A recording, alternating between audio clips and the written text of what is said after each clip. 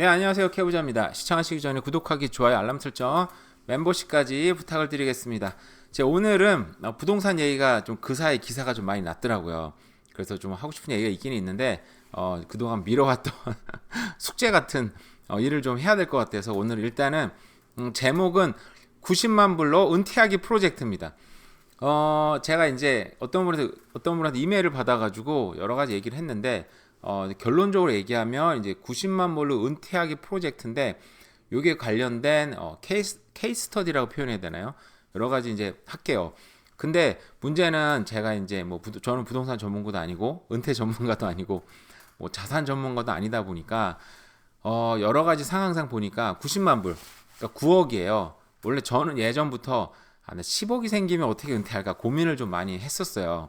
그래서 이렇게 은퇴하면 되겠다. 근데 시간이 지나다 보니까 그게 꼭 좋은 방법은 아니라고 생각은 드는데, 어쨌든 뭐 진짜 은퇴할 수 있는 방법에 대해서 여러 가지 생각을 해봤고, 거기에서 이렇게 하면 좋겠다라는 생각을 했어요. 근데 이제 10억이란 돈이 이제 아무래도 예전부터 한국에서는 굉장히, 여기도 밀리어네어라는 단어가 있잖아요. 그 10억이 굉장히 큰 돈인데 지금도 엄청나게 큰 돈이죠. 물론 옛날에 비하면 그 느낌이 굉장히 작아지긴 했지만, 근데 90만 불로 잡은 게 저한테 이제 이메일을 보내신 분이 90만 불이었는데 좀 그런 생각이 들었어요. 저도 이제 10억이면 은퇴해야지 막 생각을 했었었는데, 근데 사람 일이라는 게 생각보다 잘 안 될 때가 있잖아요. 그러니까 나는 10억이면 좋겠는데 예를 들어서 8억 있는 사람, 뭐 9억 있는 사람도 많이 있을 거잖아요. 그죠? 뭔가 그러니까 내 목표까지는 안 갔지만 좀 아쉽지만 정말 여기서 꼭 뭐 은퇴를 해야 되는 상황, 아니면 정말 너무 삶이 지쳐서 더 이상 일할 수 없는 상황이 될 수도 있고, 여러 가지 고려를 했을 때 내가 목표한 금액보다는 조금 적게 됐을 때 은퇴할 수 있는 방법이 있을까라는 생각을 해봐서 어쨌든 90만 불로 은퇴하기 프로젝트로 한번 방송을 한번 해보려고 합니다. 제가 오늘은 이 케이스 스터디 여러 가지 이런 상황이었습니다. 이제 그런 걸 소개를 해드리고 제가 생각한 은퇴 방법을 얘기를 할 거예요. 얘기가 좀 굉장히 장황하고 길지 않을까 오늘 생각을 합니다. 기본적으로 너무 방송이 길면 반으로 잘라서 하든지 하고, 어쨌든 제가 할 텐데 여기에 관련해서 좀 좋은 아이디어를 좀 여러분들이 댓글로 좀 달아주시면 어떨까라는 생각이 들어요. 좋은 아이디어가 오면 그걸 또다시 그걸 방송을 한번 하든지, 저도 이 시나리오 1입니다. 사실은 시나리오 2, 3 여러 가지 생각을 했는데 그런 것까지 한번 방송을 해볼게요. 왜냐하면 저도 지금 요즘에 은퇴를 굉장히 심각하게 고민 중에 있습니다. 돈이 많아서 은퇴하는 것도 아니고, 나이가 지금 저도 이제 50에 가까우거나 막 이런 상황이 되다 보니까 이제 다리도 아프고, 저는 이제 뭐 중간호사로 LPN으로 일을 하고 있어요. 그러다 보니까 다리도 많이 아프고, 또 일에서 오는 스트레스들, 일 환경이 바뀌다 보니까 거기서 오는 스트레스도 많고, 근데 사실은 지금 은퇴를 절대 할 수 없는 나이죠. 할 수 없는 상황이기도 하고, 그럼에도 불구하고 뭐 그죠? 인생이 어떻게 될지 모르니까. 그래서 저도 이제 은퇴에 대해서 많이 심각하게 고민하는 상황이다 보니까 난 어떻게 할 것인가라고 생각을 해보고 많이 준비를 해봤어요. 자, 그러면 이제 서론이 길었는데 어쨌든 한번 케이스 스터디 들어보도록 하겠습니다. 옮겨졌어요. 자, 현재 자산 상황은 이분이 현재 61세세요. 이게 한국 나이인지 이 캐네디언 나이인지 모르겠지만 어쨌든 60세 정도인 분이세요. 자산은 글씨가 이게 크진 않아서 보이는지 모르겠는데 보이겠죠? 자, 22년 전, 무려 22년 전에 하우스를 구입을 했다고 합니다. 밴쿠버 어느 지역이에요? 자세하게 써주셨는데, 그러면 뭐 자세하게 쓰면 그럴 것 같아서 일단 밴쿠버입니다. 밴쿠버 메트로 밴쿠버 큰 지역이잖아요, 그죠? 어쨌든 거기서 구입하셔가지고 작년에 1월달에 부동산 감정 평가를 했는데 1.9억, 그러니까 1.9 밀리언이 나왔어요. 세상에 거의 2 밀리언에 가까운 부동산 감정 평가를 받았는데, 이 이제 부동산 감정 평가 작년 1월이니까 1년 전인 거예요, 그죠? 그러니까 그 사이에 뭐 집값이 좀 하락해 올라가지, 정확하게 뭐 전 하우스 가격은 잘 모르겠어요. 하우스는 워낙 덩치가 커가지고 제 관심 바뀌었으니까. 근데 이제 이런 거는 이제 잘 세팅해서 팔면 그래도 2 밀리언 가까이 나오지 않을까. 근데 어쨌든 감정평가 금액대로 1.9 밀리언으로 생각을 하고요. 근데 요 집이 이제 아직도 모기지가 54만 불이 남았다고 합니다. 고정 모기지로 2.85. 굉장히 잘 받으셨죠? 어쨌든 그렇게 해가지고 근데 월 3,000불을 납입을 하는데 문제가 이제 올 10월 달에는 갱신 예정인 거예요. 근데 여기서 지금 올 10월 달이면 무조건 5.87, 그러니까 5% 지금 후반대나 앞으로 좀 만약에 떨어진다고 생각해도 한 5.5% 정도 나오겠죠, 그죠? 그러면 어쨌든 지금 내는 거에 거의 2배 가까이 내셔야 되는 거예요. 월 3,000불 정도. 그래서 저는 그래서 이거를 좀 계산해봤죠.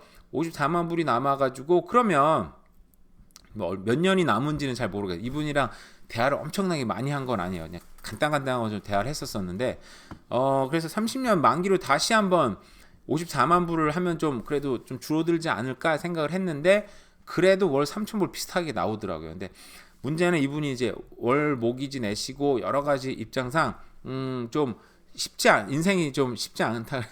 생활비가 좀 부족하신 것 같아요. 그래서 온 것 같은데 어쨌든 그래서 월 3,000불을 내고 계시고 개인 빚이 또 29만 불이 있다고 합니다. 빚에 대한 월 이자가 2,300불씩 나가요. 그래서 월 모기지에다가 빚이 나가서 그러니까 여기에서 나가는 그 뭐라 그래야 되죠? 그러니까 월 지출만 5,300불 정도가 나가는 거예요. 꽤 많이 나가죠. 근데 총 대출하고 빚이 83만 불인 거예요.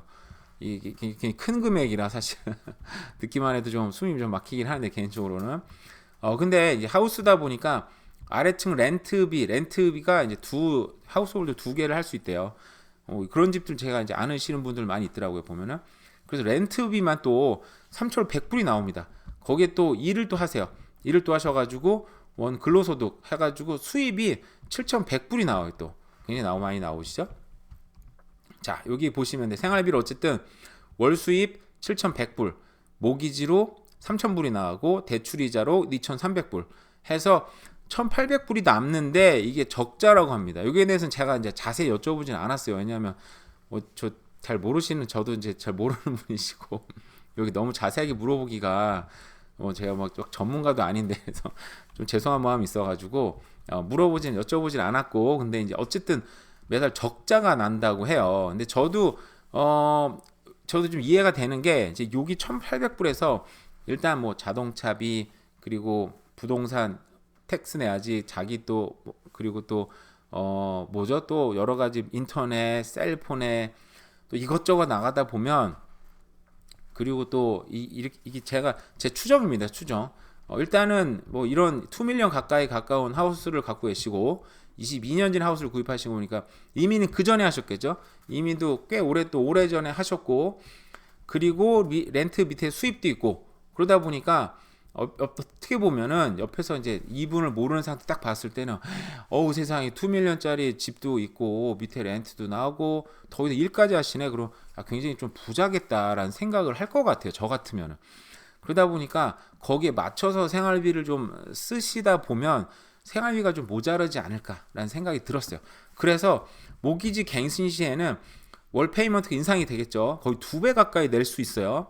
근데 또 집이 이제 오래되다 보니까 지붕도 고쳐야 되고 펜스도 고쳐야 페인트도 칠해야 되고 집을 유지하기가 좀 어려운 상황이라고 하시더라고요.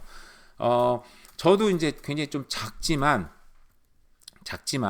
캘거리에서 그래도 그 싱글 하우스에서 생활을 해봤어요.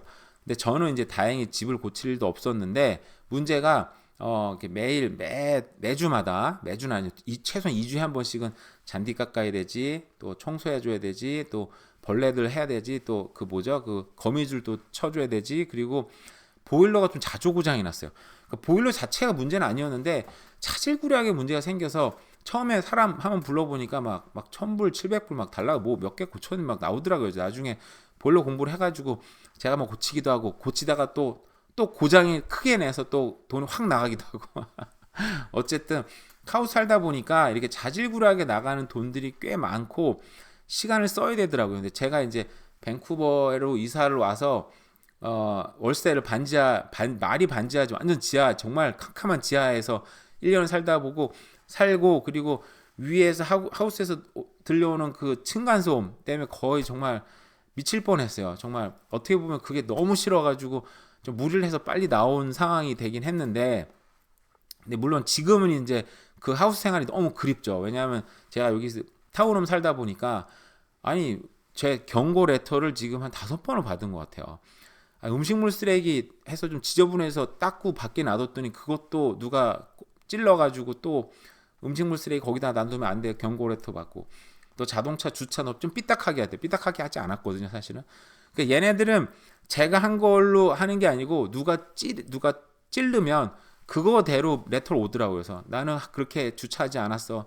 그 이유에 대해서 쓰고 하여간 별의별 얘기로 정말 이 좀 스트라타랑 여러 가지 하다 보니까 정말 여기 좀 이상한 인간들 많이 사는 것 같아요. 제가 사는 동네가. 그래서 저는 싱글하우스가 너무 살고 싶은데 근데 만약에 간다 그러면 지금 있는 자산을 완전 정리하고 진짜 올드하우스를 사면 싱글하우스 갈 수는 있긴 있더라고요. 보니까 썰이 외곽으로 좀 빠지면. 근데 저는 그렇게 해서라도 싱글하우스 가고 싶은 마음이 있긴 있는데 집사람이 엄청나게 반대를 해요. 왜 집사람 얘기를 하는지는 또 얘기를 해드릴게요. 자, 어쨌든 우리 집사람 죄가 있는 거 아닙니다. 어쨌든 집을 유지하기 좀 어려운 상황이신 것 같아요. 근데 그래서 이분은 그 은퇴를 이제 하시고 싶은데 그러니까 여러 가지 집을 팔고 빚을 다 갚으면 이제 1.9 밀리언을 판다는 가정이에요. 물론 집을 좀 더 이제 좀 더 열심히 이제 그 리모델링까지 아니더라도 뭐 페인트 다시 칠하고 때 빼고 광내면은 제가 볼 때는 그래도 하우스에 대한 어떤 수요가 또 살아난다면 만약에 좀 더 뭐 2.2 밀리언 최소한 받지 않을까 막 생각을 해봤는데 어쨌든 지금 있는 가격에서 팔렸을 때 빚도 갚고 다 정리하면 90만 불이 남는다는 가정입니다. 그죠? 자, 이렇게 90만 불이 남았을 때 어떤 선택이 있느냐 이런 생각 우리 다 하지 않습니까? 저도 옛날엔 이게 사실은 이해가 안 갔어요. 은퇴해서 한국 간다. 이게 진짜 이해가 안 갔어요. 왜냐면 지금도 제가 한국에 가면 너무너무 불편해. 근데 그때부터 나이를 좀 더 먹어보니까 이제 한국이 또 그립더라고. 나이 먹으니까 또. 그래서 자 이렇게 역이민을 하시는 거야. 그래서 노후 생활 하는데 전세를 살든지 실버타운을 하는데 그러면은 실버타운 한국도 꽤 비쌉니다. 저도 몰랐는데 한국도 꽤 비싸더라고요. 근데 실버타운이 제가 이제 제 수원 살았었는데 거기 기흥일 거야. 기흥에 삼성에서 만든 실버타운인데 거기는 진짜 비싸요. 그래서 거기는 오히려 부자들이 못 들어가고 오히려 공무원 하신 분들이 연금이 세니까 연금으로 이제 생활하면 좀 손해보는 느낌은 없잖아요. 그래서 그런 분들이 오히려 실버타운 생활할 수 있다 그러더라고요. 근데 월 생활비가 4,000불, 400만 원 가까이 든다고 합니다. 이제 400만 원 들고 이렇게 되면은 이렇게 한 달에 400이면 한 1년이면 5천씩 돈이 날라가요. 그죠? 그러면은 2년이면 1억. 와, 세상 이거 10억 쓰는데 5년 정도도 안 걸리는 상황 아닙니까? 그죠? 2년에 1억이니까 계산이 지금 안 되는 것 같은데 한 10년 안짝으로 지금 거의 9억이 날아가는 거잖아요. 그죠? 그래서 이거 굉장히 이런 거는 생활하면 할수록 굉장히 좀 힘들어지지 않을까 마음적으로. 그래서 이게 가능할지 모르겠고 근데 노후 생활이 이제 한국에서 제가 이제 한국 돌아갈 생각을 아예 안 하고 살다 보니까 저는 한국 생활 지금 잘 모르겠어요. 근데 이제 문제는 이제 결국 나이 먹으면 우리 병원 생활을 많이 해야 되는데 캐나다는 병원에 가기는 쉽지 않지만 일단 병원에 가면 무료잖아요. 그죠? 근데 한국은 돈이 듭니다. 그죠? 그리고 이제 돈도 좀 내야 되잖아요. 뭐라 그러죠? 한국에서 그거 이제 그런 그 병원비 내려고 돈 내는 거. 제가 갑자기 기억이 안 나는데 여러분 죄송합니다. 어쨌든 돈이 들어가는데 캐나다는 그 돈조차 안 들어가잖아요. 물론 병원 자체가 가기는 쉽지 않지만 그래도 의사 보려면 여기 그냥 저도 저거 패밀리 닥터가 없어요. 근데 뭐 월마트 같은 데 가면 그런 워크인 있잖아요. 워크인 가서 의사 만나는 게 그냥 무료니까 거기에 대한 돈 자체가 많이 안 드니까 그런 장점이 있어서 일단 이게 있었고 역이민을 하되 그죠? 또 영원히 한국 살기 쉽지 않습니다. 그죠? 그래서 캐나다에 올 경우를 생각해서 작은 콘도를 구입해서 월세 수익이 발생한 상태에서 한국에 가서 생활하고 혹시라도 다시 오면 뭐 세입자한테 주인이 옵니다. 그러면 이제 또 내보내고 자기가 살 수 있으니까 이런 방법도 있고 그리고 이제 콘도를 사서 이제 거기서 현금 흐름을 이제 발생을 시켜서 사는 방법이 있었고요. 그리고 마지막으로는 이 집을 끝까지 유지를 한다. 아까 그 이제 1.9 밀리언짜리 집을 이제 유지를 하는 거. 그러면서 노후 생활을 하는 걸 생각을 했었어요. 근데 제가 이제 생각을 해보니까 이 집을 끝까지 저도 이제 사실은 집이 너무 아깝더라고요. 도대체 하우스를 유지하는 것도 쉽지 않지만 어떤 하우스를 갖고 계신 것 자체가 너무 힘든 일이고 너무 대단한 일인데 저 집을 계속 유지하면서 하는 게 낫지 않을까. 그래서 저도 저 집을 유지하면서 하는 걸 계산을 여러 번 해봤는데 현실적으로 쉽지가 않더라고요. 그러니까 지금보다 월페이가 확 낮아져야 생활비가 생기는 거잖아요. 근데 월페이먼트를 낮추는 게 현실적으로 쉽지는 않고, 그래서 저도 저 집을 차라리 또 렌트를 주고 위층도 렌트를 주는 거야. 그러면 뭐 2,500불 막 나오지 않을까? 그래서 그 돈을 갖고 다른 데에 또 월세를 사는 거야. 2,000불 정도짜리. 아, 근데 이것도 좀 쉽지 않지 않을까? 왜냐하면 이제 하우스를 살다가 저도 조그만 집 하우스 살다 싱글하우스 살다 보니까 짐이 엄청나게 늘었어요. 근데 이걸 다 처분하는 것도 너무너무 쉽지 않은 일이었고, 특히나 문제가 뭐냐면 이렇게 저런 집을 처분하고 좀 작은 집으로 가는 거에 대해서 이제 저 같은 경우는 이제 현실적으로 생활을 좀 많이 하다 보니까, 이게 저도 이제 캘거리에서 이제 이사 올 때 현실적으로 생활을 하다 보니까 반지하로 들어갈 수밖에 없었어요, 사실은.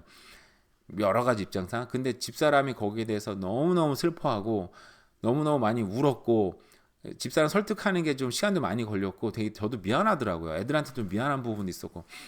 아니 그래도 싱글하우스 살다가 반지하로 들어가는 것 자체가 저도 너무 우울했는데 애들한테도 미안하고 집사람한테도 너무 미안했고 그런 게 있었어요, 사실은.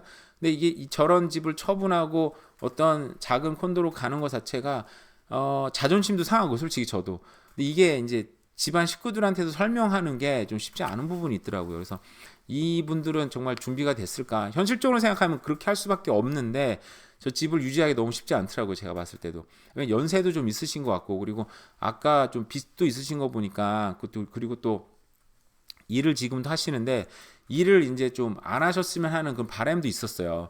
저도 61세 되면은 정말 그럴 것 같아요. 저도 지금도 개인적으로는 일을 안 하면서 좀 다른 일을 하고 싶다는 생각이 많이 들긴 들거든요. 그래서 그래서 저는 여러 가지, 지금 서론이 너무 길죠. 그래서 저는 이제 이런 걸 했어요. 이렇게 하면 좋겠다라는 생각을 했습니다. 자, 그럼 지금부터 이제 요 집은 45만 불 정도 랭리의 방 하나 콘도예요.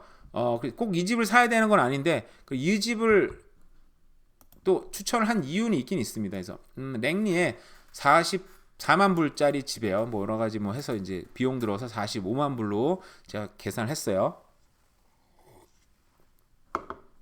굉장히 굉장히 오래됐어요. 30년 정도 됐는데 그래도 집은 깔끔하죠. 뭐 잔디밭이 좋아서 잔디밭 사진을 많이 올려놓으신 거예요. 뭐 그 중요한 건 아니고요. 어쨌든 그래도 크기가 꽤 큽니다. 623 스퀘어핏이에요. 그리고 방도 좀 크게 잘 돼 있는 것 같고, 뭐 짐도 있고 여러 가지 있는데 제가 여기를 이제 저라면 딴 데를 할 수도 있는데 이제 여기 보시면 여기예요. 여기 랭리 윌로브룩 몰 아시죠?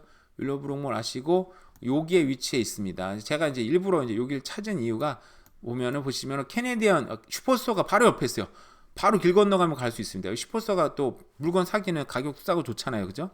물건 여기 캐네디언 타이어도 있지. 그리고 한남마트가 여기 있어요. 한남마트도 그냥 걸어서 쓱 걸어갔다 쓱 올 수 있는 거리입니다. 이게 연세가 드시면 걸어서 운동도 할 수 있고, 그리고 자동차도 최대한 안 쓸 수 있고, 거기에다가 또 윌로우브룩 몰도 뭐 충분히 걸어갈 수 있는 거리입니다. 우리가 좀 나이 드시면은, 저도 굉장히 좋아하는 건데 몰 같은데 이렇게 걸으면 운동도 되고 사람도 구경할 수 있고, 그리고 이런 몰에는 또 그 싸게 또 그 뭐죠, 푸드코트가 있잖아요. 푸드코트 가면 다양한 음식들을 또 먹을 수 있고 또 TNT도 가까이 있습니다. 그래서 제가 일부러 여기를 구했어요. 그래서 한국 분들 은퇴하시면 한국 사람들 많이 좀 만나면 좋지 않습니까? 좀 편하게.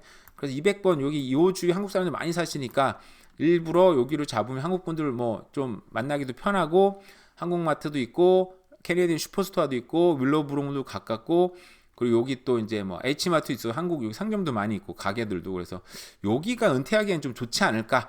나중에는 여기 역도 생기거든요, 요 근처에. 그래서 역까지도 이렇게 좀 가깝진 않지만 운동삼아 왔다 갔다 하면서 스카이트레인 타고 다니는 것도 나쁘지 않겠다라는 생각이 들었어요. 그래서 제가 이제 저기를 추천을 했는데, 만약에 저라면 저렇게 이제 꼭 거기 랭리에 꼭 안 살아도 되는, 저는 이제 썰에 익숙한 사람이다 보니까 만약에 저라면 이제 좀 더 싼 콘도로 갈 수도 있긴 있겠죠. 뭐 30만 불대로. 어쨌든 네, 그러면 자기가 사는 집 이제 그 모기지 없이 45만 불 정도의 방 하나 콘도를 구입하고 이제 그 자식들은 이제 다 같이 살고 다 독립을 할 수 있는 상황이에요. 제가 보니까. 그래서 사모님이랑 이제 사는 집을 와이프랑 살 수 있는 집을 45만 불로 하면은 나머지 금액은 45만 불이 남았습니다. 45만 불이 남으면 자, 그러면 이제 여기에 센트럴 지역에 30만 불 초반대로 이제 콘도 투자를 하는 거예요. 그러면 월세가 1,900불에서 2,000불 정도 나옵니다.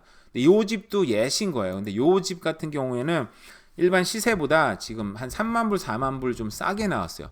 왜냐면 좀 이유가 있긴 있어요. 근데 어쨌든 저게 아니더라도 30만 불대 하여간 초반 투자를 하면은 요게 이제 연이율이 5.5에서 6% 정도가 나오게 됩니다. 그래서 요런 거죠, 요런 거. 요 집은 시세보다 조금 싸게 나와서 일단 예로 보는데 이제 내가 안 살고 투자할 거면 괜찮지 않을까라는 생각도 하긴 했어요. 근데 요 집도 스퀘어핏이 보면 385, 뭐 나쁘진 않은 건데 20만 불, 29만 불에 나왔어요. 싸게 나왔죠. 근데 요 집도 한 1,900불 받을 수 있으니까. 근데 여기가 뭐 좀 마음에 걸린다 여러 가지로. 그러면은 이제 새 집도 있어요. 30만 불 초반에 아주 브랜뉴입니다. 브랜뉴. 근데 굉장히 작죠. 아까 380 스퀘어핏이었나요? 385 스퀘어핏인데 브랜뉴다 보니까 굉장히 작죠. 이거는 몇입니까? 인사이드가 뭐 307이고 뭐 토럴 365인데 좀 작아졌죠. 그래도 다행히 파킹랏이 나오는 거예요. 아주 뭐 역세권 아니고 아까 그건 역세권이었고 역세권 조금 떨어지구나. 이것도 완전 역세권은 아니죠. 그래도 여기에 가까워요. 충분히 걸어갈 수 있어요. 여기도 뭐 1,900불 정도 나올 수 있으니까 이런 투자를 한다. 이런 투자를 하면 연이율이 5.5에서 6% 사이가 나옵니다. 그죠? 그 자기가 살 집을 한 45만 불에 마련을 하고 또 30만 불 초반에 투자를 하면 남은 금액이 이제 15만 불이 남잖아요. 그죠? 근데 이걸 다 이제 그 부동산을 투자해 버리면 이제 물론 이제 1,900불 나옵니다만 이게 세입자가 또 말썽을 피울 수도 있고 한 달은 빼야 돼요, 사실은. 근데 그렇게 계산하지는 않았어요. 한 달 정도는 한 달 빈다 이렇게 생각하시는 게 좋아요. 자, 어쨌든 간에 이렇게 나오고 그리고 15만 불 남는 거는 배당 주식 투자를 합니다. 제가 이제 추천을 한 건 이 차트웰 리타이어먼트 레지던스. 이거는 롱텀 케어 같은데 꼭 롱텀 케어는 아니지만 그 시니어 홈, 널싱 홈을 유지하는 그렇게 운영하는 회사들이에요. 그 시에나 시니어 리빙, 오메가 헬스 이런 것들이 다 이제 그 어떤 롱텀 케어, 널싱 홈을 운영하는 회사들인데 여기가 제가 이제 저도 널싱 홈 같은데 근무를 하다 보니까 여기가 수익률이 참 이런 회사들은 참 망하지 않겠다는 생각이 들어요. 이제 배당 주식 투자는 요걸로 막 시세 차익을 막 크게 막 잡는 건 아니고 그 배당이 이제 꾸준하게 나오는가, 이 사업의 안정성이 있는가를 이제 더 중요한 얘기다 보니까 저는 예시로 이렇게 들어드린 거예요. 근데 요 수익률이 꽤 나쁘지 않거든요. 그래서 여기서 수익률 한 7.5를 만들자 생각을 했습니다. 자, 그래서 제가 앞서 말씀드린 차트웰 같은 경우에는 배당률이 5.9%입니다. 근데 이게 제가 아까 얘기한 것처럼 찰트웰이 이제 널싱홈을 크게 운영하는 회사인데 보시면 5년 동안의 움직임을 봐도 뭐 내려갔다 올라갔다 내려갔다 올라갔다 그냥 제자리에서 놀고 있는 느낌인 거죠. 자, 맥스로 봐도 금융위기 때 훅 떨어졌다가 또 올라갔다가 떨어졌다 올랐다 그냥 제자리에서 어느 정도 박스권에서 놀고 있습니다. 그러니까 여기서 시세 차익을 막 크게 뭐 그런 건 아니에요. 배당을 받으러 들어가는 겁니다. 자, 여러분들 여기서 말이 너무 길어질까 봐 자세히 얘기 못 하겠는데 일단 차트웰, 리타이어 레지던스, 밴쿠버 주변에도 롱텀 케어를 많이 운영하고 있어요. 자, 그 다음은 이제 시에나 시니어 리빙이에요. 여기도 맞죠. 밴쿠버 주변에도 많이 있어요. 여기도 뭐 주식이 보면은 뭐 내려갔다 올라갔다 내려갔다 오락가락 합니다. 그죠? 그러니까 배당률이 그래도 이거는 7.78% 정도나 꽤 많이 나오죠. 아까랑 퉁치면 한 6% 정도 나오는 거예요. 네, 오메가 헬스라고 이게 좀 이슈가 있는데 어쨌든 근데 미국 회사입니다. 이게 US 달러로 생각하셔야 돼요. 배당률이 무려 9.54%. 물론 배당률 보고 투자를 하시면 이제 굉장히 크게 후회할 수가 있어서 이거 투자하라는 얘기 절대 아니니까 일단은 이렇게 이런 것도 있습니다. 여기도 5년짜리 볼까요? 여기도 올라갔다 내려갔다 뭐 크게 변동이 없죠. 여기도 그 금융위기 때 세상에 뭐 2.2불까지 떨어졌어. 이때 산 사람들 완전 이때가 정말 최고의 승자. 이때는 배당률이 뭐 한 뭐 20% 나왔을 것 같은데, 그죠? 이때 산 사람은 시세 차익도 엄청나게 얻었고 배당률이 막 20% 훨씬 넘었을 것 같은데요, 그죠? 그럼 배당을 받아도 어마어마한 건데, 어쨌든 지난 5년을 봤을 땐 큰 변동이 없었고, 맥스로 보면은 뭐 이렇습니다. 어쨌든 여기도 미국의 대표적으로 그 널싱홈 운영하는 회사예요.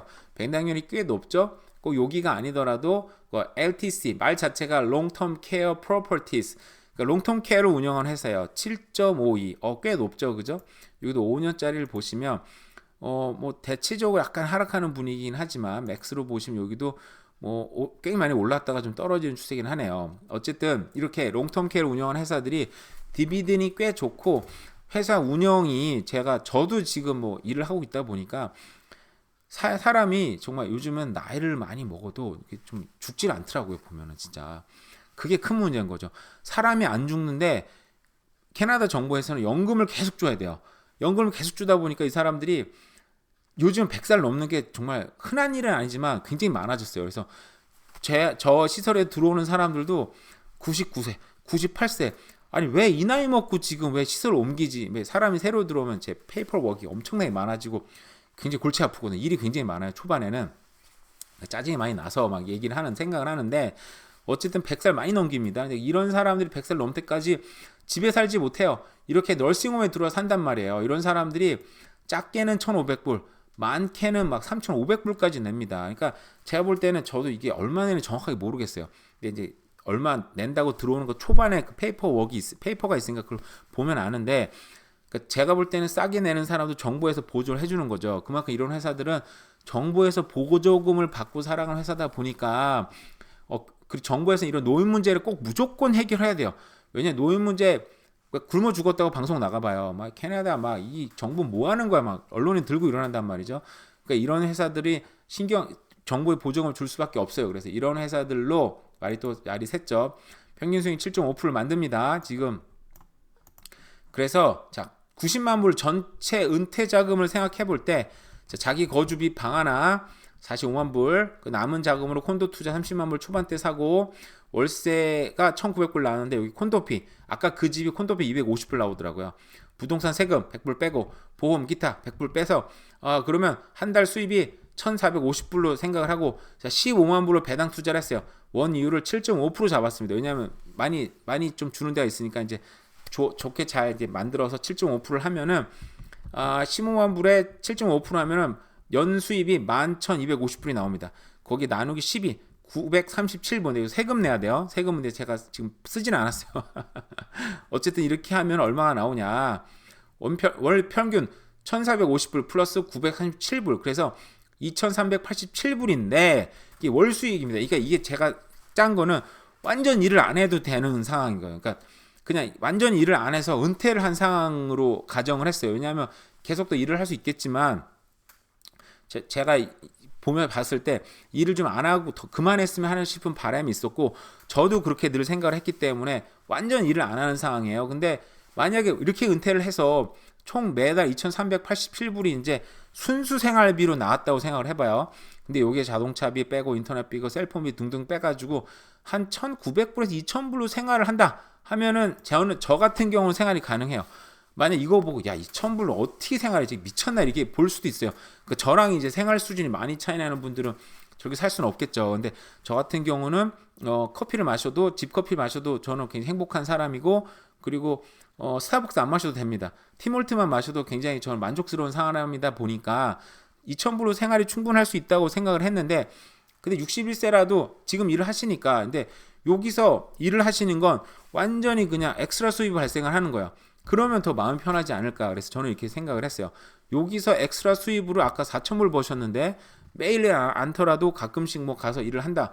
그러면 완전 엑스트라 수입이 나오면 그거는 이제 세이빙을 하셨다가 그걸로 한국으로 갔다 오는 여행비를 쓴다든지 아니면 뭐 유럽 여행이라든가 이렇게 하면 되지 않습니까? 그죠? 그러니까 자기가 계속 근로수입은 근로수입대로 그냥 세이빙을 해서 뭐 유럽이나 멕시코나 이렇게 미국이나 여행을 가시는 비용을 쓰면 삶의 질이 좀 굉장히 좋아지지 않을까라고 생각을 하죠. 근데 아까도 말했지만 싱글하우스에 사시던 분이 갑자기 방 하나 콘도 가는 것 자체가 너무너무 쉽지 않은 일이라고 생각해요. 저도 쉽지 않아요. 왜냐하면 제가 경험을 해보니까 그게 너무 쉽지 않았어요. 솔직히 이게 누구를 이게 자존심, 저도 자존심 굉장히 상하기도 하고 집사람 굉장히 슬퍼했었고 저도 기분이 굉장히 나빴었고 그 적응하는 시간도 많이 걸리더라고요. 어쨌든 그게 쉽지는 않겠지만 그래서 그래도 어쨌든 2,000불의 수입이 발생하는 그런 어떤 포트폴리오를 제가 구성을 해봤고요. 그리고 요게 플러스 2,000불에 이제 월 수입이 생겼는데 내가 여기서 일을 하면 좀 더 괜찮다. 근데 저는 저렇게 생각했던 게 좀 개인적으로 완전 은퇴를 해서 좀 선비처럼 살고 싶은 생각이 있어요. 자원봉사하고 그리고 제가 공부하고 싶은 분야가 있거든요. 계속. 근데 그걸 내가 공부하고 싶다는 생각을 계속하고 이건 뭐 부동산이 아니고 개인적으로 정말 공부하고 싶은 분야가 있어서 그냥 그거 관련된 책 읽고 공부하고 싶고 더 깊이 연구하고 싶다는 생각이 들어서 그런 생각이 있긴 있어요. 근데 뭐 지금 당장 그렇게 할 수 없으니까 2,000불의 어떤 생활비 플러스 자기가 일하면 좀 더 플러스 거기에다가 빠른 연금 받을 수 있습니다. 빠른 연금은 우리가 65세 때부터 연금을 받잖아요. 근데 60세 이후로도 받을 수가 있습니다. 물론 금액이 훅 떨어지죠. 문제가 생겨요. 근데 내가 지금 당장 먹고 살게 완전 수입이 없어. 그럼 빠른 연금도 가능하다는 얘기인 거죠. 이것도 하나의 옵션이어서 생각을 해보시면 좋을 것 같아요. 그래서 저도 이게 이제 큰 차이가 없을 거다 생각하고 요번에 이제 예전에는 이게 아마 80세 넘어가야 막 역전이 일어나서 나중에 받는 게 좋아 이런 얘기 많이 저도 그래서 많이 봤었었는데 오늘 이제 제가 좀 찾아보니까 CPP를 받으실 때 65세부터 시작이 됩니다. 근데 60세부터 받을 수 있어요. 근데 문제는 60세부터 받으시면 그러니까 every month에 0.6%가 차감이 됩니다. 그러니까 1년에 7.2%가 차감이 되는 거예요. 그 60세부터 받으면 그러니까 5, 7, 35. 그러니까 최대 36%가 삭감이 되는 거예요. 그래서 36%면 좀 많지 않나 생각이 듭니다. 근데 이분은 61세니까 7.5 곱하기 4네요, 4. 그러면 이제 28%가 깎이는 29%가 깎이는 거니까 근데 어쨌든 만약 60세부터 내가 정말 내 진짜 먹고 살 돈이 완전 없어서 60세부터 받아야 되겠어. 제가 이 차트 찾았습니다. 이 차트가 너무 작아서 보이지 않죠? 보이지 않을 거야. 제가 그냥 말로 설명을 해드릴게요. 자, 이게 여기 보시면 이 60 만약에 이제 이거는 펜션을 CPP를 최대로 받는 이게 옛날 자료라 좀 다를 수 있는데 일반 예시로 그냥 생각을 해보세요. 자 보시면 내가 60세부터 CPP를 받는다 최대 금액으로 그 681불을 받습니다. 그러니까 아까 만약 예를 들어서 아까 그분이 최대로 받는다 그러면 거기에 플러스 681불인 거예요. 근데 와이프까지 받으면 좀 더 늘어나겠죠. 그 생활비가 그럼 좀 더 늘어나니까 윤택해지겠죠. 근데 61세부터 받으면 785불인 거예요. 근데 그분 61세니까 785불을 받는다. 근데 이게 65세까지 정식으로 기다려서 받는다 그러면 1065불이에요. 그러니까 250불을 300불 정도 받는 거네. 300불 정도를 더 받게 되는 거예요. 나름대로 큰 금액일 수 있지만 당장 먹고 살 수 없으면 어쩔 수 없죠. 그렇게라도 이제 받으셔야 되는 거죠. 그죠? 근데 이 금액이 만약에 61세 때 받아가지고 61세 때 받아가지고 쭉 받으시면 이게 언제 역전이 되냐면 74세 때 역전이 됩니다. 총 금액이 이제 받고 계속 받아가 73세 때 역전이 돼요. 그래서 65세 때 무슨 말인지 아시겠죠? 그러니까 61세 만약에 저분이 빠른 연금을 신청을 했어. 그 매달마다 한 700불 정도를 더 받기 시작하면 생활이 당장은 윤택해지지만 총 금액이 제가 실수했어. 언제 역전이 되냐면 70세 될 때 이미 역전이 되네요. 70세 될 때. 아닌데? 이때 잘못 보고 있네. 아닌데. 그죠? 맞네. 이때 74세쯤 될 때 금액 역전을 해요. 그러니까 만약에 내가 74세보다 더 오래 산다고 생각이 들면 65세 때 받는 게 맞기는 맞죠. 근데 저는 늘 생각하는 게 내가 몸이 좀이라도 젊을 때 그래도 좀 금액을 좀 더 유용하게 쓸 수 있고 정말 가치 있게 쓸 수 있을 때 쓰는 것도 나쁘지 않다고 생각은 개인적으로 하거든요. 그래서 저는 개인적으로는 생활비 모자라면 연금 그냥 빨리 받고 말자라는 생각은 하긴 있어요. 그래서 이 금액이 요거는 다시 좀 자세히 좀 다른 방송에서 얘기를 한번 할게요. 이거는 좀 더 중요한 내용이기도 하고 그래서 어쨌든 그래서 62세 때 받으시는 분들은 그러니까 뭐 100불을 좀 더 받긴 하네요. 100불 가까이. 근데 이 금액이 72세 때 되면 역전을 합니다. 빨리 받는 사람들보다. 그러니까 늦게 받으면 받을수록 금액이 더 많이 받고 뭐 빨리빨리 역전을 시켜요. 그런데 빨리 받으시는 분은 그래도 한 5년 가까이, 그리고 10년 가까이는 금액을 더 많이 받기는 해요.